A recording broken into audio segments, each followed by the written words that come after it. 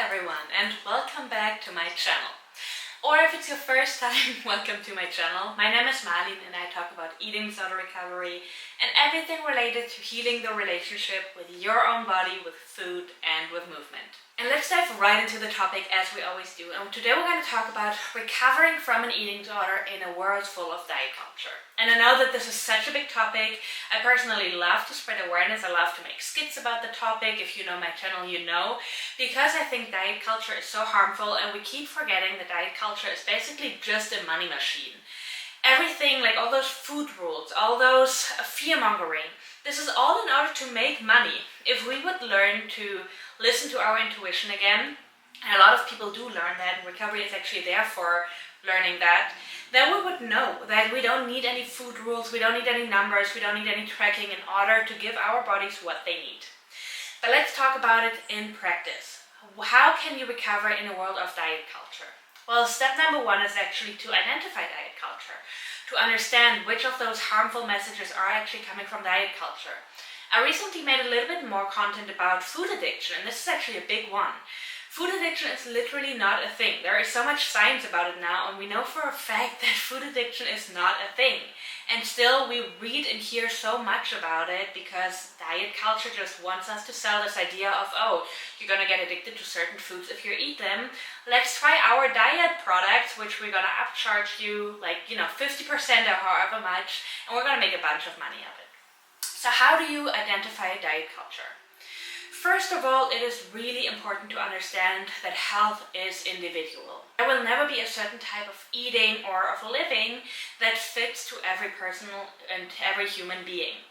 If anyone wants to sell you some kind of diet or some kind of lifestyle and says, oh, this is going to solve all your problems, this is going to solve your cortisol phase, this is going to solve your adrenals, this is going to solve your stress and all these things, and I'm going to get back to those terms a little bit later too, then you know, oh, okay, this person clearly doesn't know what they're talking about because there is no one-size-fits-all approach, and yes, this pun is intended, for people and for the way you have to live your life. If you instead listen to your body and listen to what your body needs, that will most probably work out way better. And I know that in recovery it oftentimes doesn't feel that way because it feels like, oh, if I would listen to my body, I would not do anything else instead of eating. Well, yes, that's called recovery and that's exactly what you have to do. But this will not be your life forever. The food focus will not be there forever. And in order to get there, you have to go through this phase. So the one-size-fits-all approach is something that we see in so many different areas, especially in diet culture, of course, also in other areas of life. But basically selling you the idea that there is this one certain thing that's going to help you and that's going to help everyone with a certain issue. Simply defined, diet culture can actually be understood as moralizing food, equating thinness with being healthy or even with a worth, and also glamorizing restriction or glamorizing cutting out food groups. Don't get me wrong, if somebody is allergic to something or has health reasons and therefore they really have to cut out certain foods, that's different. But that's what I mean when I say, okay, health is individual. If you have an allergy, you cannot eat that food, and that is okay. That's a valid reason. But any other reason outside of that is most probably diet culture, and especially when we attach a certain value or big emotions to that, like, oh, it's bad to eat those foods. Those foods are bad, those foods are unhealthy, those foods are to make you a worse person, then it's most probably diet culture, because moralizing foods is something that actually diet culture came up with. We also have to understand how so many wellness trends normalize diet culture. Whether it's the wellness culture or whether it's other things we see in our day-to-day life, oftentimes diet culture is so normalized that it can be hard to even call it out. If it's trends, if it's certain influencers or even doctors, so many people are so impacted by diet culture. Unfortunately, I know way too many doctors who are still only working with a BMI or with weight, who are not weight inclusive, who equate thinness with being healthy, when especially doctors should really know that this is not the case and that this is a very, very harmful narrative. But still, especially older doctors, but unfortunately we see it in so many different age groups, are still living up to these standards, and that can be so harmful because especially with doctors, we have this authority and we kind of believe everything they say without questioning it. And so understanding diet culture and understanding that even healthcare professionals are not free from diet culture can be a key point in recovery. Let's talk about common triggers in recovery when it comes to diet culture. Number one is definitely healthy eating advice, especially masked as control, like keep it under control, cut out certain foods, you can eat whatever you want if you just eat certain amounts of it, and especially in recovery, we oftentimes have to let go of that completely. Regardless of if somebody is going through extreme hunger or not, we have to let go of these rules. You can have chocolate, not just 1 or 2 pieces, you can have chocolate. Because that is what eventually will help our brain to rewire and to get out of the scarcity mindset. Because ironically enough, the more we try to control, the more it feels out of our control. I'm really speaking from experience here. I had to let go of all of these food rules and all of these numbers in order to get to a healthy relationship with foods. And yes, there are days where I'm eating a lot of chocolate, and there are days where I'm eating no chocolate, and there are days where I start to eat chocolate and stop after a few pieces. None of them is better or worse, it just simply means that I am listening to my body. Another big trigger can be comparison, whether it is online or in real life, and let's be honest, especially in recovery, comparison will never be helpful. Whether you are comparing yourself to your pre-recovery body or to somebody else, I know that the key belief behind comparison is to make sure that everything is still okay.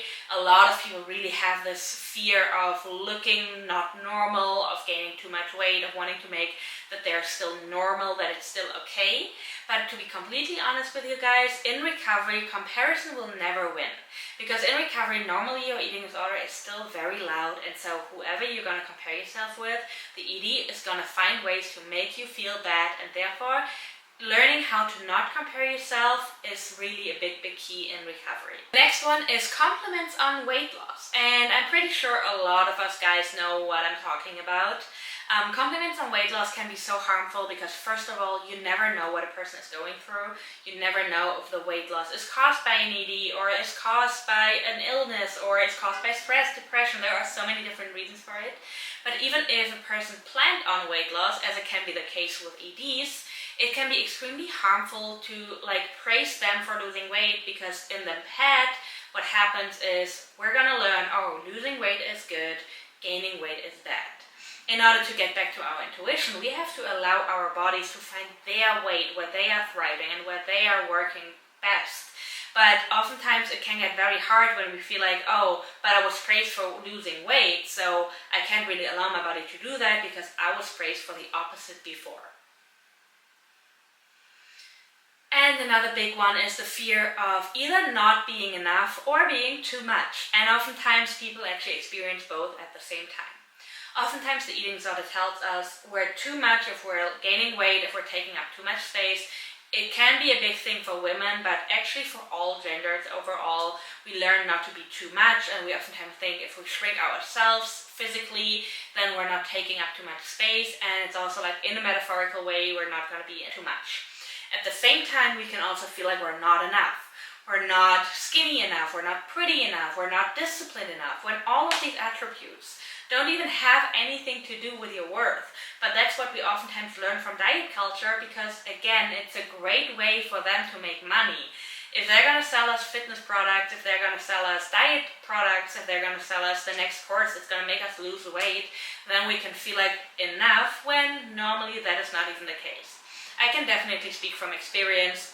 When my whole diet and ED phase started, I was always trying to feel enough and to reach the next milestone, whether it was a lower number on the scale, whether it was a certain jean size, and I never felt enough when I actually reached that number.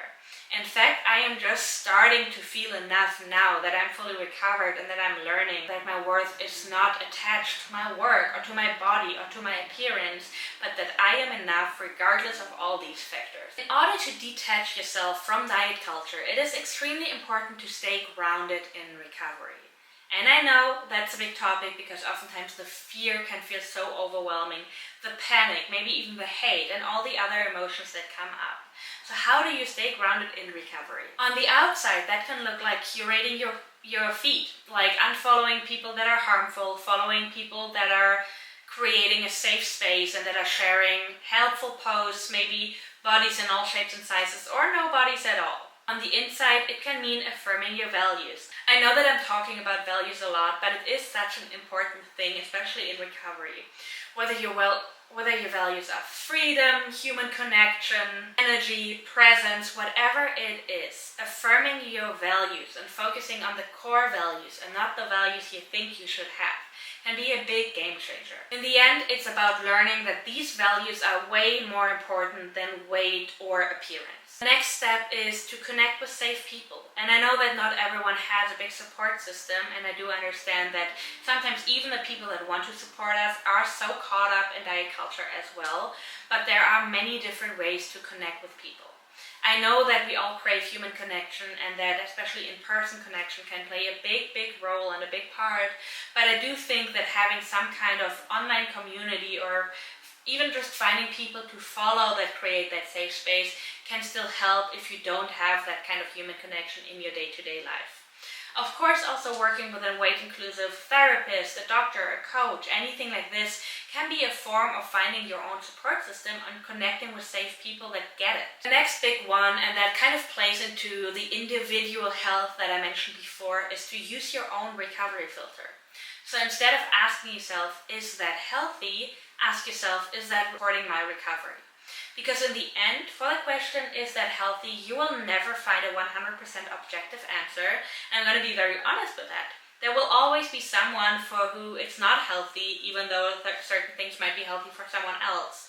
And also the ED will find this question extremely helpful to sneak back in again. So if you ask, is that healthy, the ED will most probably find ways to tell you, oh no, it's not, you should not eat that. But when you ask yourself, is that supporting me in my recovery? Then you're going to get way closer to, okay, yes it is, because I do want to have this chocolate right now, and so I'm going to eat it. And in the end, everything that supports you in your recovery is healthier than starving yourself. It can be tricky when diet culture and all those rules you have in your head get really loud. And so it's very helpful to know what to say to yourself when diet culture gets loud. Number one sentence is very simple, but it is true, and that is, this is diet culture talking and this is not true. I've told myself that a lot, especially with family members when, certain comments were made or family members were judging certain foods or just like bringing up topics that were very triggering for me in my recovery. I would always tell myself, this is diet culture talk, this is not true, and it's especially not true for me. The next thing I had to remind myself of was restriction never gave me peace, because let's face it, you never really get peace when you restrict, because you're always going to overthink the next day, you're always going to plan, you're always going to think about how to restrict. Restriction never really gives you peace. Even though on the surface level it might feel like that, because the eating disorder comes with a lot of positive emotions and positive feelings that feel positive in the moment but are not sustainable. Next one, you probably heard it or maybe even read it on an affirmation card or so before.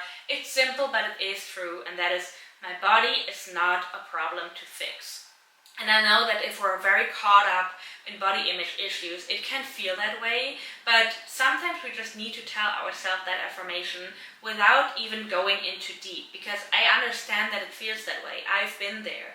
But a body is never a problem to fix. And the last one of my favorites, is food freedom is rebellion in a world that's focused on control.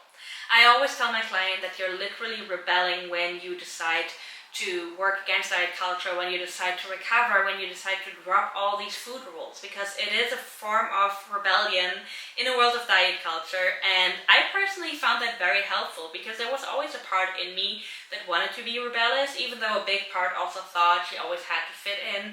But there is definitely that part in me, and I think I just took that to another level, and I decided to just drop diet culture and to really not do that anymore, and that is my little part of rebellion. I know that a lot of these tricks can sound great in theory, but then when we start to incorporate them in our lives, a lot of old beliefs can come up, a lot of fear comes up. I do understand this. I still want to encourage you to let that idea into your life and to really remind yourself every time that question, is that really healthy or not? In the majority of cases, all these food rules and all these new facts and information that we get is heavily impacted by diet culture. As I said before, I would not say that nothing is ever right or true, but it's more about individual health. And in recovery, we want to focus on renourishing and on unlearning those facts. And so everything that gets in the way from it is probably more harmful than helpful. I really hope this video helped you guys. Let me know in the comments what you think. As always, let me know if you have other topics that you would like me to cover. And otherwise, I will see you in the next one.